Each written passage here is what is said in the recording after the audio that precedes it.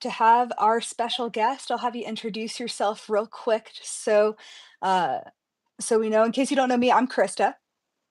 Hi, everyone. My name is Zenaida Mendoza, and I'm a caretaker for my mom.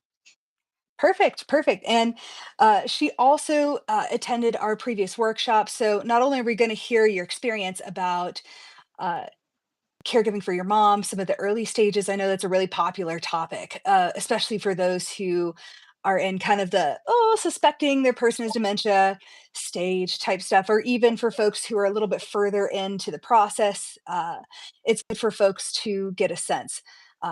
As well as those who have already signed up for our workshop, welcome. We're so glad to have you. We're going to be talking a little bit about that so you know what to expect if it's for you, what you're going to get out of it. It's going to be great. Hi, Tammy. Welcome. Hi, Deborah.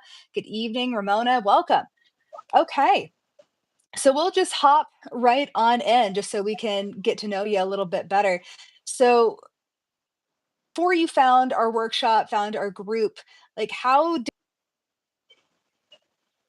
dementia process? Even in like just the early stages, trying to figure it out, like how did that feel? It's overwhelming Mm, because when we kind of had an idea, it wasn't just the memory loss, it wasn't just repeating things. Something just told us we need to get my mom looked at, and we took her in. She got the cognitive testing, and then they said, "Oh yes, she has major neurocognitive disorder. So here's a book that you should order, and have a nice day." And mm, then you have so many questions, but you don't know what to ask because you don't have enough information about the disease. And so then it became like a second, like a part-time job, like trying to figure out like what's going to happen to my mom, and what's going to happen to us, and how's this going to work. And you think that it's the you think maybe all the information's in one place, and it is not. And that's when your videos started coming across, and all of a sudden it was like, oh my gosh, somebody understands what I'm dealing with. This is perfect. And that got me to your Facebook, and then all of a sudden these other ways of getting information and asking questions opened up, and that was great.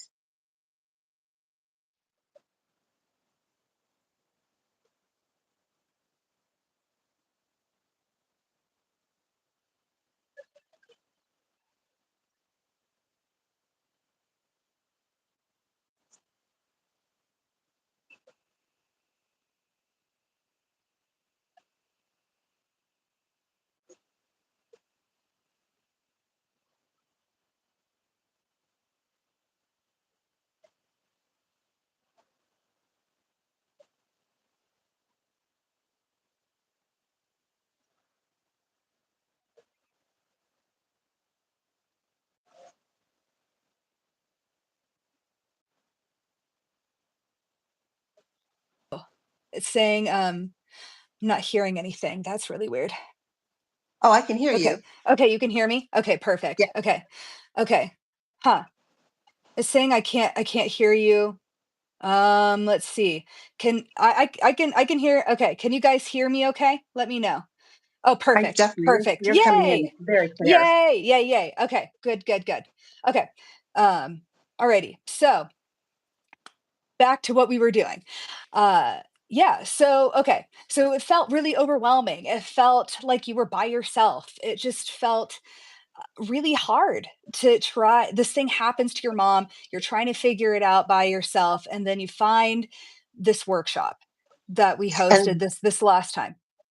that was that was just so eye-opening, and it was wonderful to just realize that I wasn't alone. I mean, yes, when I saw 1,000 people on that first call, I thought, wow, because it's not really a topic of conversation you have, just like, hey, anyone have dementia? You don't really think about it until it happens to your loved one, because it's not something that's talked about.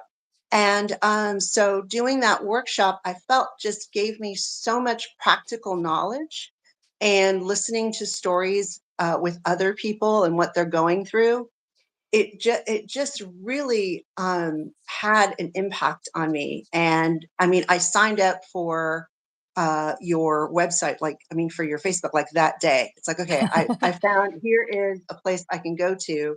And as well as, looking at my books and things, but that was the aha moment for me. It's like, oh, okay, there is a better way to kind of understand what's going on, not just with my mom, but what the disease is, how it's going to affect her, and how we as a family can help her better. So yes, I found that workshop immensely, immensely helpful.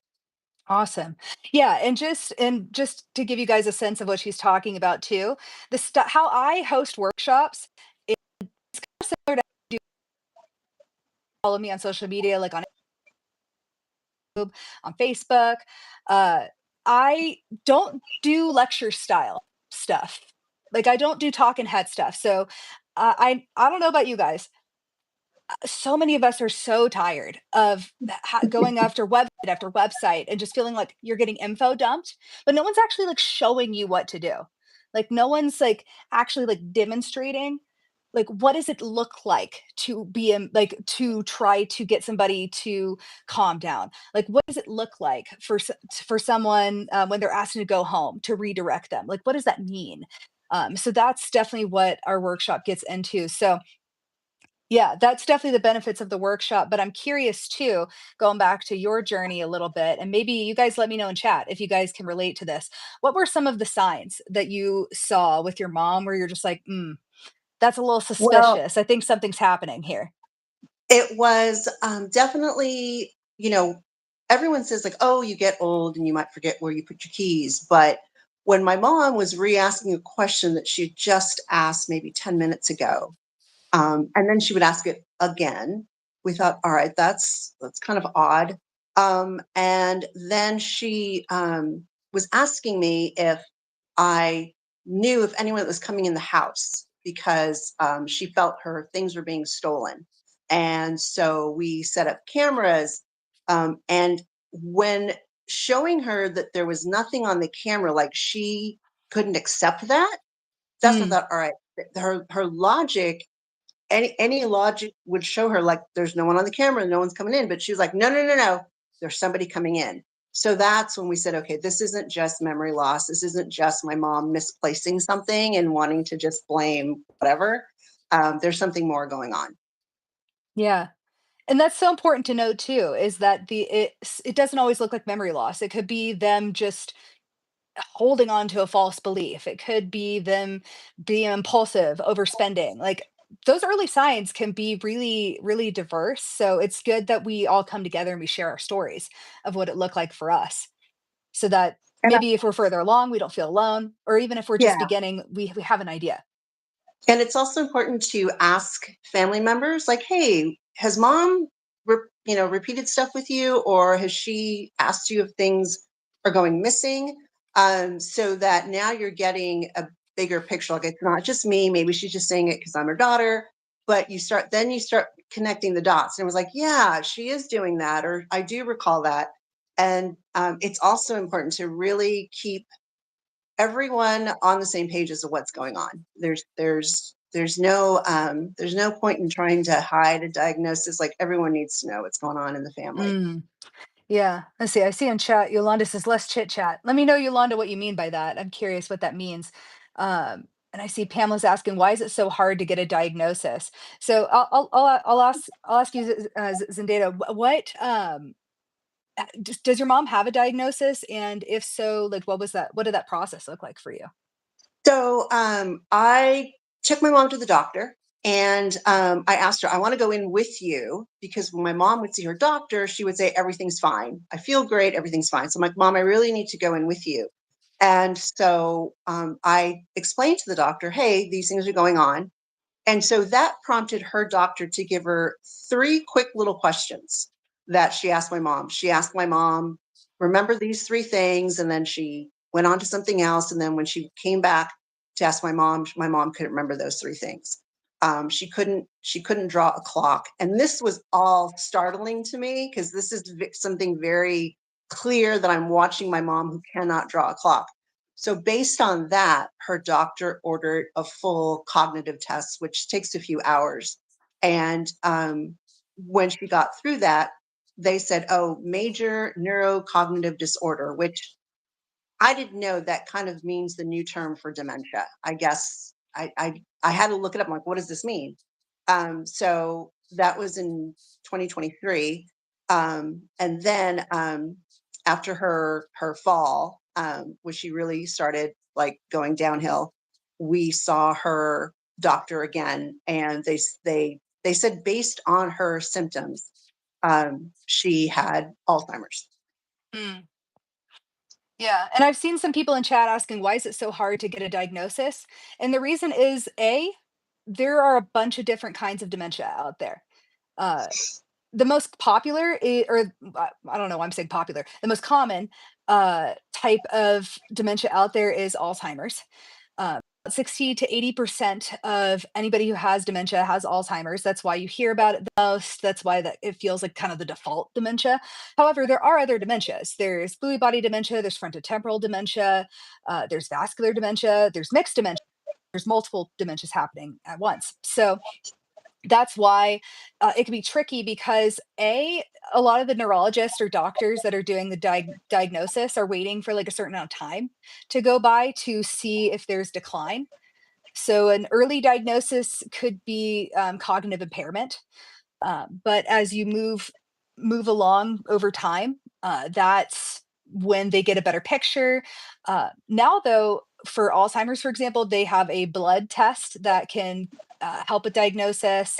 But yeah, that's why it's so difficult to diagnose, is because there are a bunch of different diseases that could be causing cognitive impairment, and they want to be sure that the reason why the cognitive impairment is happening isn't being done by something that is curable.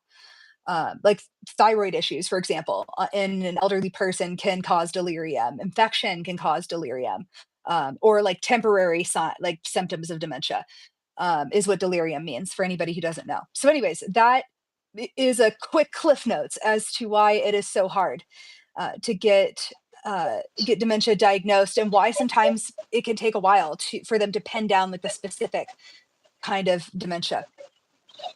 Is a diagnosis needed? It depends. If you want to apply for Medicaid, you probably do need a diagnosis, but otherwise, truth be told, it doesn't usually change Yeah. probably what you're going to do on your caregiving journey by much. The benefit of it, if you're not going to apply for Medicaid, is that you would uh, it would help you understand what symptoms are more likely than others. Like good example is uh, with Alzheimer's, memory loss is what happens first. Uh, that's like a hallmark symptom of Alzheimer's versus Lewy body, for example. Hallucinations are a hallmark symptom for them, like visual, audio hallucinations. Um, in sleep disturbances, those are hallmark symptoms of Lewy body. Versus frontotemporal, language loss can be a first thing that you see with frontotemporal aphasic type, or like really extreme mood swings could be a first symptom you see in like behavioral variant of frontotemporal. So the diagnosis just gives you a sense of what you're more likely to see. Like anything is possible as far as dementia symptoms go. Um, but there depending on the dementia, you have different things that are most common. Like if you're looking at all the diseases like a bell curve, or all the symptoms like a bell curve, like you have like the most common symptoms and you have kind of the outlier symptoms. So hopefully that explains it in a nutshell for sure. Yeah, so cool. Those are some of the first things we saw. So I'm curious too, with the workshop, like what specifically about the workshop helped you as far as your caregiving moving forward? Like what's one thing you learned from the workshop that you got to win and were able to help you moving forward? I think it was when my mom got to those points where she was refusing, like refusing her medication, refusing to eat. And it was kind of understanding why that refusal was happening. Like she might like understand, like she may not understand that she's supposed to eat food. Like she just, it may not, she can't connect the dots. So that's why she may get angry and refuse. So just kind of understanding her mindset and where she's coming from. And I remember someone had their loved one, and he spoke, and he was sitting next to her, and he was talking about how difficult it was to get her to eat. And they talked about, getting like a smaller plate, and just like, oh my gosh, you really, really have to be flexible and take it from their perspective, not just yours, because our perspective is it's work. Oh my gosh, I'm so frustrated. I'm so scared. I don't know what to do. They're scared and confused and frustrated as well. And understanding, like, oh, take a second to understand why they're acting that way. Oh my gosh, that helped immensely. And also, it came across several times, like, don't take things personally. And that's a hard one. I mean, it makes logic sense, but practicing that and hearing people's stories about that also was like, okay, I'm not alone. I'm not the only one dealing with this. And I yeah, think so you were learning an entirely new way to communicate to a person that maybe you've known your entire life, maybe you've known for decades. It's just so and it takes time. Like you got to be patient with yourself and give yourself grace. That yes. you know, our goal for this workshop is to give you guys.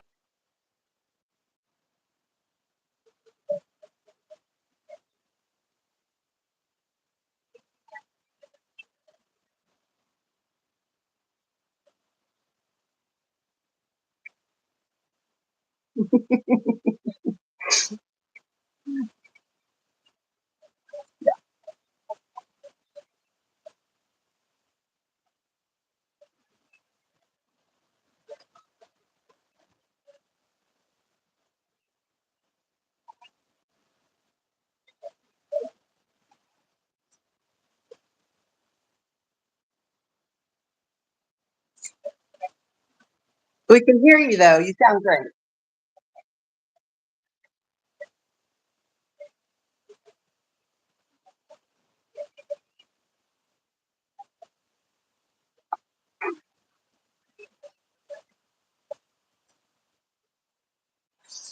Definitely one of the wins was, changing. I got her her own special plate that had a lip on it, so she can use because she's kind of dragging her food across. So having that lip on the plate helped. Also, doing more visuals for her. So after her hip surgery, she had so many more medications, and doing a chart where I had the picture of the pill and what it was for, and when she had to take it. She's got that by where she eats. That helped. I also have a calendar of the month where I put when I'll be there, visiting her and helping her, and just keep redirecting her to the visuals has helped her. I mean, but it's not 100% proof. That's the other thing you have to understand. Something that works today may not work tomorrow. And it doesn't mean that the method or the approach is wrong. It just means that they're just not in the place to receive that right now. And you can try it again later. 100%. Okay. Okay, cool. So now hopefully I'm unfrozen now. Great. Yes. That's why I had you start talking so that they weren't looking at nothing. Okay. Awesome. Yeah, and you're so right about your advice. It's just I think that's really what it's all about for us as caregivers is the doctors aren't going to do it for us. They are booked solid with a bunch of different patients. And it's just so truly it's really us together is going to help each other in the practical things that we need. Just so we know what to expect with our workshop coming up this upcoming Tuesday. This isn't the workshop, by the way, guys, for anybody who's like, this is the crappiest workshop we've ever been to. This isn't the workshop. Okay. Yeah. So in the workshop, Yeah, in the workshop, we're first talking about expectations because I think what happens is when we have a certain expectation of how a person with dementia should talk to us, how a person with dementia should behave, and they don't meet that, it could make caregiving feel a lot harder than it actually needs to be. Don't get me wrong, don't get it twisted. It's going to be hard no matter what. I'm not claiming that I can make it like the easiest thing of all time. I'm hoping to make it easier for us, just not so hard. But can I send the workshop? So the workshop link is in the description, Suzanne, just so you know. Uh, anyways, so that's the first night. We're going to be talking expectations, and I'm going to be demonstrating exactly what those clash of expectations look like, and how we can align those expectations and what that looks like with demonstration. So again, it's not just me talking at you. It's not me info dumping on you. It's like witnessing what it looks like, as if you're, as close as I can get it to you walking in on me talking to someone with dementia. Um, Second night, we're getting into the most common challenging behaviors you guys will likely see. Obviously, there's a lot more challenging behaviors out there than what we'll cover, but oh, thanks, Sally. Uh, yeah, so we're going to be talking about that second night. Third night is our grand finale. If you can't make any of the nights but one, definitely come to Thursday. That's where we're pulling it all together. We're going to be talking about uh, how we can deal with them refusing showers, refusing meals, just how to make daily tasks with our folks just less pulling our hair out. Um, as well as we're going to talk how to calm them down if they're freaking out on us. Very important skill. And then lastly, we're going to Mm. be talking about like necessary, just like a quick overview of necessary paperwork or necessary people to call for each of the stages, as well as what we can do moving forward. So, anyways, that's a an overview of what you can expect for the workshop. I've never done this specific workshop before, so you haven't even attended this one I'm looking forward before. to it. I'm looking Yes. forward to it. So it's gonna be yeah, so I guess going back, what advice would you give to any caregivers right now, Zendita, if they were struggling? You know, it is definitely a struggle. And when you sent out the invite to this, you shared that I felt like I was drowning, and you do, because you've got all these plates in the air.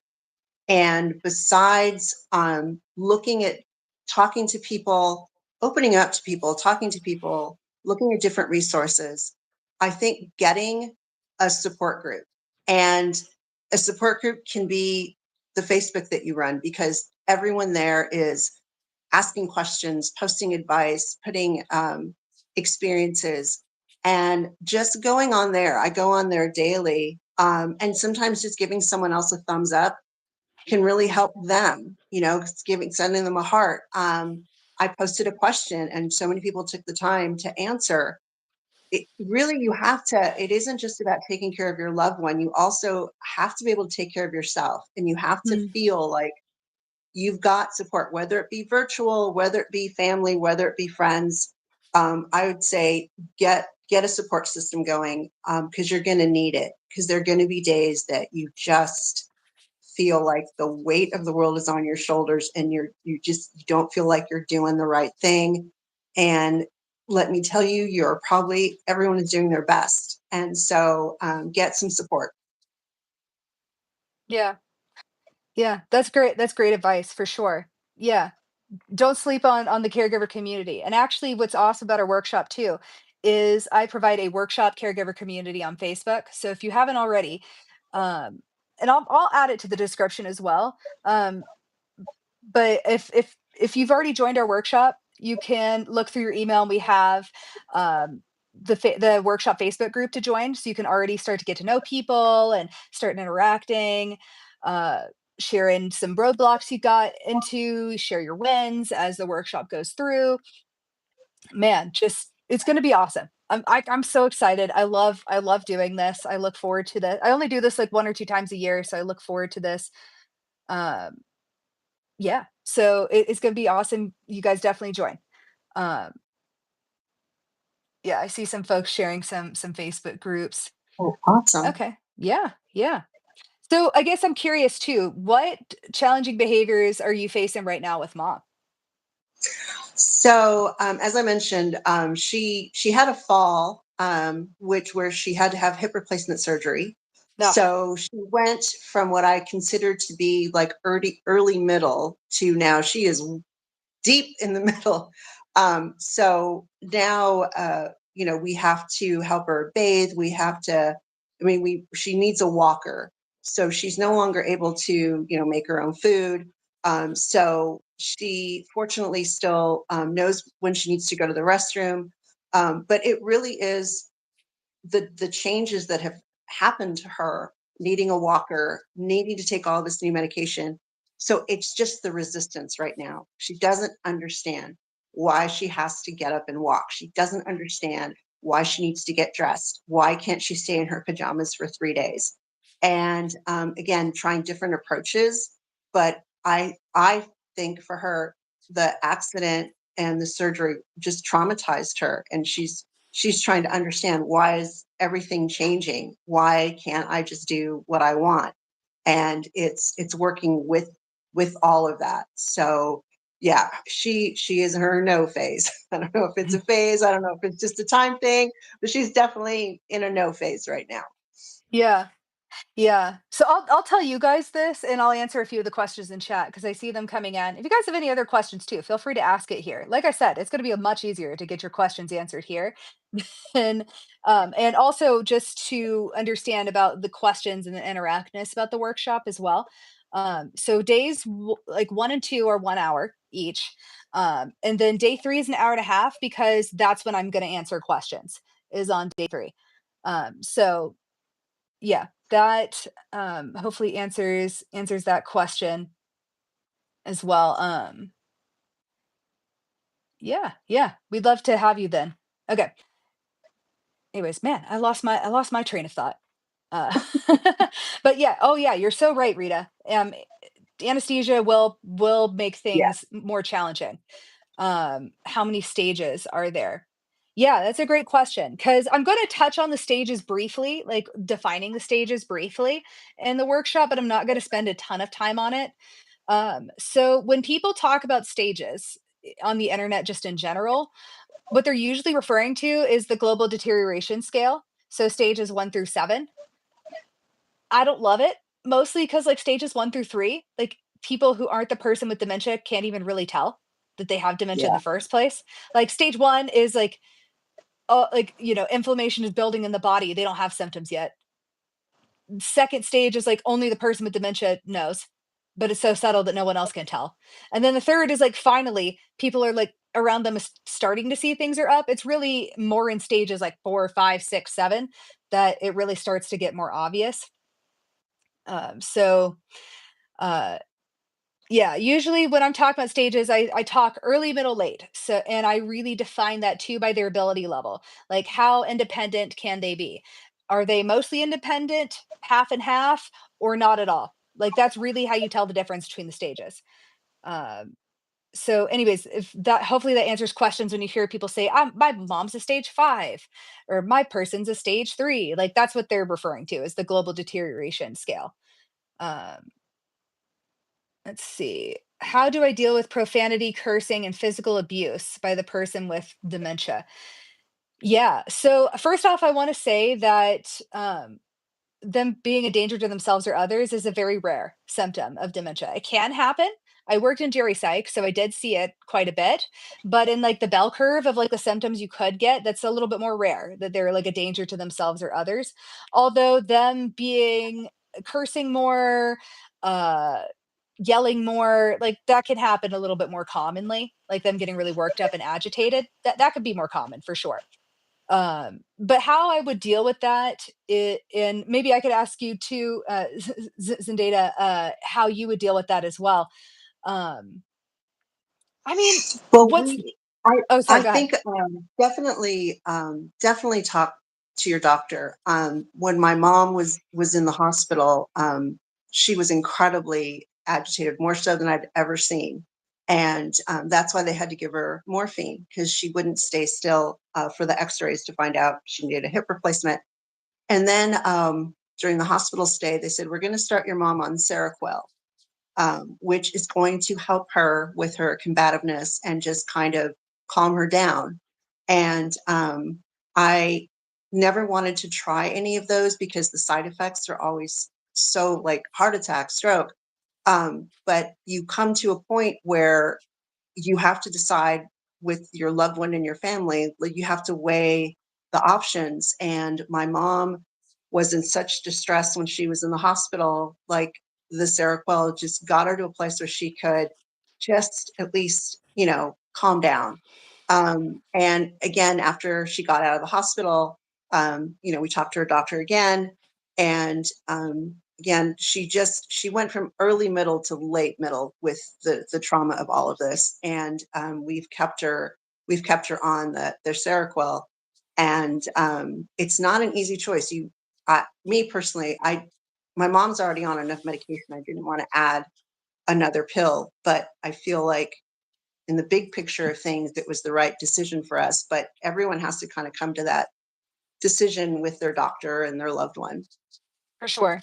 Yeah, it's not easy to decide on that because with medication, I know a lot of people think that might be a silver bullet, but truthfully, none of these medications were created specifically for folks with dementia, and it's because it can't be. Like, it can't Yeah. be because their brain chemistry is changing so rapidly that it would be impossible for them to have like a good solid case study group that would stay consistent and have all the same conditions. All that would be that's why medication for dementia only exists in the early stages, because that's the only time that their brain chemistry is stable enough for them to develop it. So truly, if it feels like when they've offered medications, that it's like throwing spaghetti at the wall, that's because that's very much what they're doing.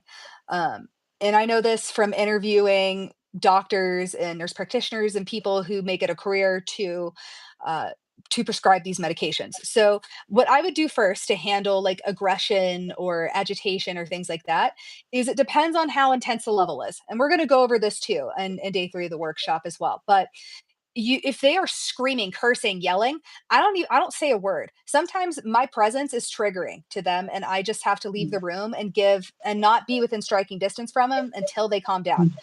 Um so if they're that upset, that's what I'd recommend. If you feel like they're a danger to themselves or others, you get professional help. So if you're at home, you call 911. If they're at a facility, you call the CNAs, the nurses, doctors, people who can help, so that you minimize the risk of them hurting themselves or them hurting you. Um, so uh, as healthcare professionals, we are trained to deal with those type of crises specifically. So let's see. I see someone says, would you recommend using smaller plates for everybody at the table? Yeah. I mean, I know like anytime I've done like a red plate video, that's always gone super viral every single time. Cause I think everybody has this dream that if I can just get the correct thing, like all the problems will go away. But I mean, truthfully, what's there is our folks, they they just need their mealtime simplified. So sometimes having finger foods available can help. Sometimes smaller portions can help, so it's less overwhelming. So yeah, if the smaller plates help you give smaller portions where it looks less overwhelming for them, that'll probably help them eat more. Let's see. I don't know what the audio issues are. I don't know what's happening. Okay. Okay. All right. Let's see if I can catch up on some of the questions here. I think a lot of you guys are all asking great questions. Yeah, definitely. It is a lot of it is trial and error, but there are definitely some best practices when it comes to caregiving for sure. Oh man, we've gone a little bit over our time. So I guess any last um, thoughts before we go? Let's see. How about sleeping Mm, too much, not eating or drinking enough? Yeah, so that can be a sign that they're moving into late stage dementia. Hallmarks of them moving into late stage, and late stage looks pretty much the same for all the dementias. Um, mm, Everybody ends up at the same destination, pretty much. yeah. Is you'll notice, like I know when you hear dementia gets worse over time, that freaks people out, especially if you're dealing with really, really challenging behaviors, like them asking to go home or them refusing things or being really combative. But truthfully speaking, by the time they get to late stage, It's almost like you're watching an infant trapped in an adult's body. So there's a lot of logistic issues, but there's not a ton of emotional issues happening. Um, so let's see, weighted blankets. I mean, if it helps, great. Um, okay, awesome. So, anyways, last thoughts before we go because we're I guess 5 minutes over what I thought we were gonna do. I just encourage everyone to go to the workshop. I mean, you're going to just really feel connected. You're going to feel like there is so many more people out there dealing with the challenges that we're dealing with, and you might actually get something you can walk away with to help you. So a small investment of time, and it's going to be so worthwhile. I'm going to be there. Yay! Awesome. Well, thank you so much for sharing your story, sharing your advice, and sharing your experience. We're so excited. We'll see you guys all this upcoming Tuesday at 7:30 p.m. Eastern. We're so excited. Ah! All right. All right, Thank everybody. you, We'll see you Krista. guys very Appreciate your soon. time. All right. Thank Bye, you. guys. Bye.